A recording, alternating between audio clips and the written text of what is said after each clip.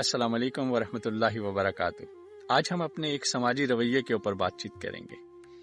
عمومی طور پر ہم نے یہ دیکھا ہے کہ ہم سماجی طور پر، معاشرتی طور پر، مذہبی طور پر، سیاسی طور پر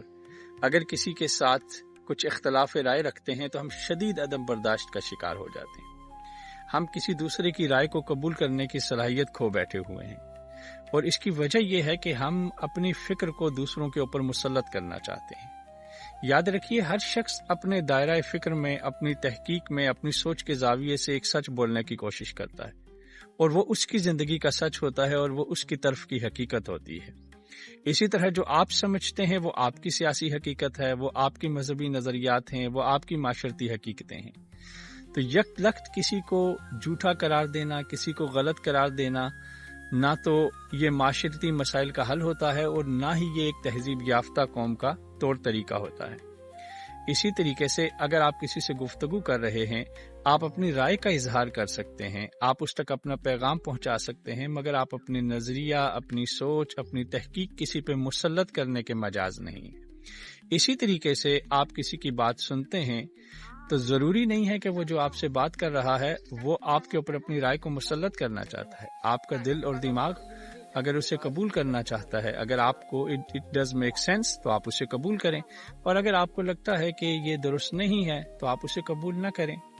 اسے جھوٹا یا غلط کہنے کی ضرورت نہیں ہے۔ اس سے معاشرے کے اندر ایک عجیب قسم کے عدم توازن کا ایک معاشرہ شکار ہوتا ہے، اور انسانیت ایک دوسرے سے بجائے اس کے قریب ہو، انسانیت ایک دوسرے سے دور ہو جاتی ہے۔ تو لہٰذا کوشش کیجئے کہ ایک دوسرے سے لڑائی جھگڑا کرنے کے بجائے، ایک دوسرے سے عدم برداشت ہونے کے بجائے، ایک دوسرے کے دائرہ فکر اور اس کی سوچ کا احترام کرنا سیکھیں۔ اور اگر آپ کو لگتا ہے کہ کوئی شخص انتہائی غلط ہے تو آپ اس کو جھوٹا یا غلط کہنے کے بجائے کوشش کریں کہ آپ اس کے دائرہ فکر کو بڑھائیں، سوچ کے پیمانے کو بڑھائیں، آپ اس کو دنیا کا وہ تصور یا نظریہ وہ پیش کریں جو آپ درست سمجھتے ہیں، اور پھر اس پر عمل کرنا یا نہ کرنا وہ اس انسان کے اوپر چھوڑ دیں، کیونکہ آپ اپنی رائے، اپنے نظریے کو مسلط کرنے کا اختیار نہیں رکھتے۔ ہر شخص اپنی سوچ میں آزاد ہے، اللہ تعالیٰ نے ہر شخص کو آزاد پیدا کیا ہے، تاں آنکہ مذہبی طور پر یا سیاسی طور پر یا معاشرتی طور پر کوئی ایسی شے نہ ہو جائے جو معاشرے کے یا مذہب کے